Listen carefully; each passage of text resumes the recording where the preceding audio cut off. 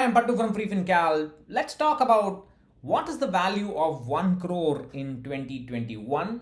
1 crore, more than being a financial milestone, it's an emotional milestone. People get attached to being a crorepati when their net worth is much less, and even without calculating whether they need 1 crore insurance or more or less than that, they simply set 1 crore as the term insurance value. Now, I had asked in Asan Ideas of Wealth Facebook group, suppose somebody gave you 1 crore and you had to buy something, not invest, what would you buy? Now, I'm not a car guy, but I just checked that some variant of Audi, Benz, or BMW you can get for 1 crore inclusive of taxes. But my dream destination is an island, a small island in French Polynesia called the Brando Island. Now it's a luxury resort. A 2 to 3 day stay there, inclusive of all travel, etc. You can blow a 1 crore. Or if you want to, be a backpacker, you can spend 18 months backpacking in Europe with 1 crore. It's not a bad deal at all. Or you could stay for 4 years in a 3-star hotel with a 10k a day expense, inclusive of rent, food, everything, and you pay for 250 days instead of 365 days. People in Asman Ideas of Wealth wanted to go on a world tour. Now, in the popular answers, world tour, buy agricultural land, etc. That's probably the stress associated with urban life. Now, we had talked about how inflation devalues money and how 1,000 rupees in 1980 is just about 63 rupees today. So, if something was costing, something is costing if something is costing 1 crore today, it would be 7.8 lakh in 1980. Just as trivia, how many people can buy something for 7.8 lakh or 8 lakhs in 1980? And also that 1 crore item would become 7 crores in the next 40 years if you assume even 6% or 5% kind of inflation. A more serious question is, what can you do with 1 crore if you are going to retire, or if how long can you live off 1 crore? And that's probably more a relevant question. And you can buy some kind of pension product like ICICI, LIC annuity, government bond, or something. After tax, you will be getting about 6 lakhs a year, with 1 crore approximately. That's about 50,000 a year. Now, there's a problem. If somebody says, oh, 50,000 a year is very good, 6 lakhs a year and 50,000 a month. If somebody says 50,000 a month is a very good amount, then that probably means they don't have that 1 crore to spare. And if somebody has 1 crore to spare easily, then their expenses would be much more than 50,000 a month. This is the what I call the catch 22 situation with wealth. What we assume is a nice amount, we may not have the lump sum cash to buy that nice amount every month. That's the problem with wealth. We have talked about middle class crorepatis like Santosh. Not many people are like that. So, assuming there's a person who is 35 years of age, monthly expense is 30,000. If you set inflation at 6%, after 20 years, that monthly expenses, current monthly expenses without adding anything new, will become 1 lakh a month. So, today the post tax return from more or less all pension products is about 6% 2021. How much would it be in 20 years time? If you get 4% after tax, you are lucky. We will not go down the slab. That's not going to happen. Income is going to increase. Our expenses are not going to come down. These kind of silly assumptions will not help us during retirement planning, which means 3 crores are needed at 4% to generate that 1 lakh a month. Already 3 crores, right? So what it means is, it's almost like doing time travel. So a person who is going to be a future crorepati, who is going to have 3 crores in the future, only they can afford to have a 30k a month lifestyle. And assume that in between now and 20 years time, the future income and capital gains, etc., investments, they will all bridge that gap and somehow they will be okay. But that's not, if that is depressing to you, there's even more bad news.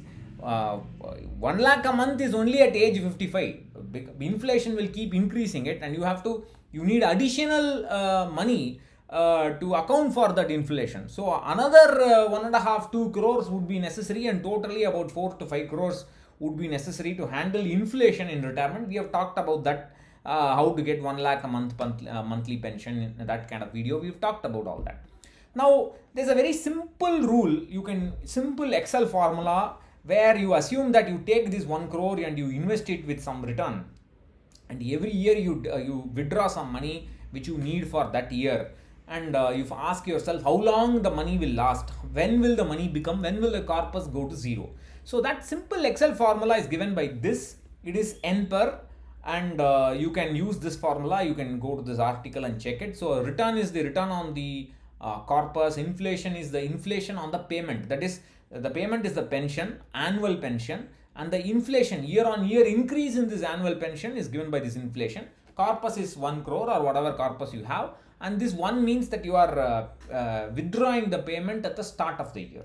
So you can use the simple Excel formula. Of course, if you need to use a bucket strategy, and you need to have much more sophisticated calculation like what I do in the robo advisory template to do it realistically. But if you just for a matter of back of the envelope kind of calculation, this formula will do, but don't take it too seriously.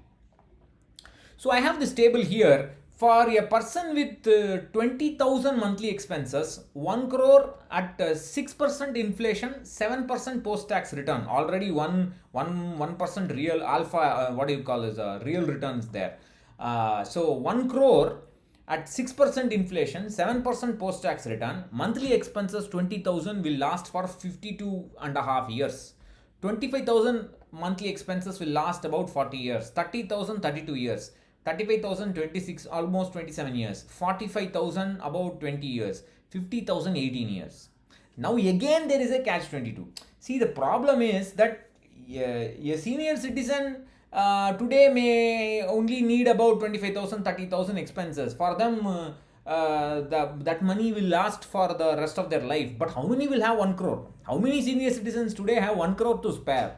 That, and also, please remember, the way we have assumed 7% post-tax, you cannot do this if you are going to give all your money to and lock in with some fixed deposit or some small savings scheme or some annuity. You have to put it into the market, invest in mutual funds, and you have to take that risk. So the return is not going to be all the time 7%.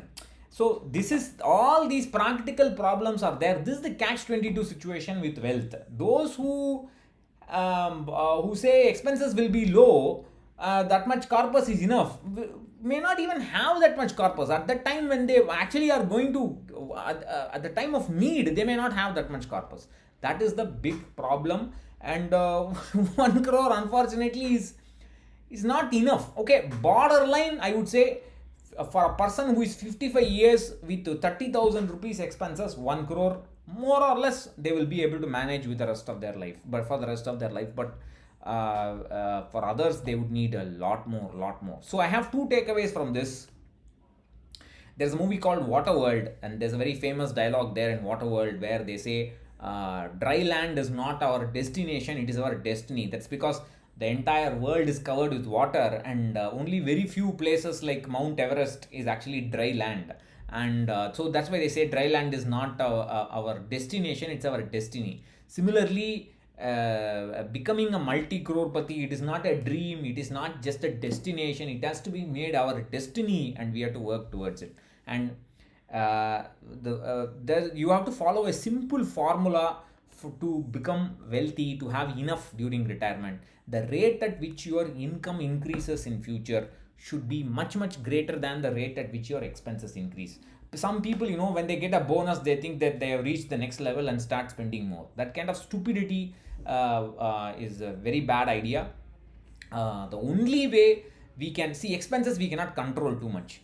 The only way we can ensure we have enough is to invest right, and also try to increase our income as much as possible.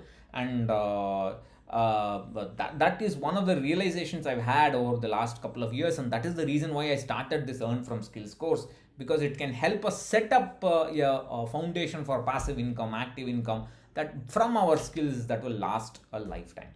Anyway, that's all I have to say, and I'll catch you later. Bye-bye.